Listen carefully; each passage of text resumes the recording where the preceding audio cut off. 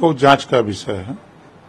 अगर वो कह रहे हैं तो वो लोग लिख के दें, शंका है तो लिखित दे, मौखिक बयानबाजी से क्या होगा, लिख के दे, जांच करा दिया जाएगा, जो दोषी होगा उसके खिलाफ कार्रवाई होगी।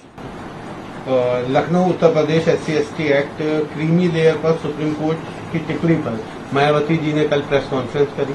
उन्होंने प्रेस कॉन्फ्रेंस कर कहा कि बाकी दल जो चुप हैं उन्हें इस पर अपनी स्थिति स्पष्ट करनी चाहिए। कांग्रेस और कंपनी संविधान या आरक्षण की बात नहीं कर रही है।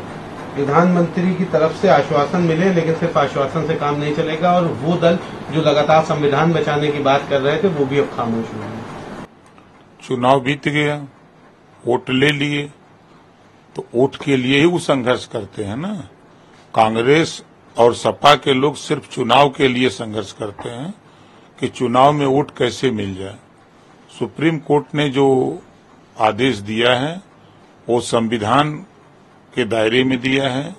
बाबा साहब डॉक्टर अम्बेडकर जी ने जो लिखा है, गरीब कमजोर लोगों के लिए आरक्षण की व्यवस्था है। तो हम तो ये 20 साल से कह रहे हैं कि आज के तारीख में जो DM, SP, DIG, IG, DGP, राज्यपाल, मुख्यमंत्री, राष्ट्रपति, राज्यपाल, सांसद, उनको क्या जरूरत है आरक्षण की? आरक्षण तो उसको मिलना चाहिए जो गरीब है, कमजोर है, अशिक्षित है, उसको आरक्षण मिलना चाहिए। मायावती जी ने जो कहा है कि सुप्रीम कोर्ट के फैसले पर न कांग्रेस बोल रही है, न सपा बोल रही है, बीजेपी भी नहीं बोल रही। हाँ, बीजेपी भी नहीं बोल रही है।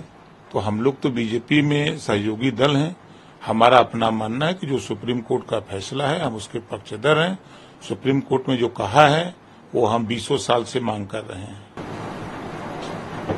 तो आरक्षण का जो सुप्रीम कोर्ट का फैसला है पूरी तरह से सहमत, हम उसके लिए सहमत हैं। मिलेंगे भी, गृह मंत्री जी से भी मिल के कहेंगे, प्रधानमंत्री जी से भी मिल के कहेंगे, मुख्यमंत्री जी से भी मिल के कहेंगे।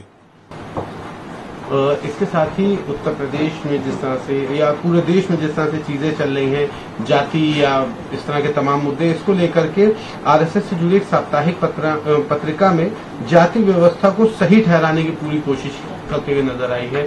ये कहा जा रहा है इस तरह की चीजें कि RSS जो है वो कहीं ना कहीं मौका ढूंढती है कि जाति से संबंधित जो मुद्दे उनको सही किस तरह से।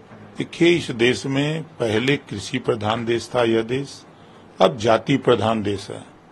जाति के नाम पर सम्मान, जाति के नाम पर पार्टियों में, संगठन में पदाधिकारी, जाति के नाम पर मंत्री, जाति के नाम पर टिकट मिलते हैं, ये है जातिवाद।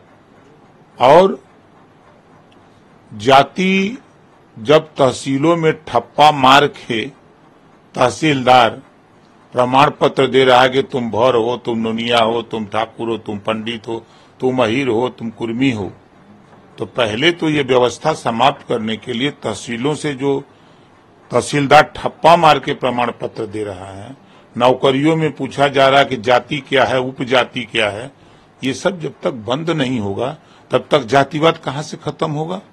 ये तो जातिवाद को बढ़ावा देने का प्रमाण दिया जा रहा है तहसीलों से कि तुम जुल्हा हो, दुनिया हो, अंसारी हो, ये तो प्रमाण मिल रहा है।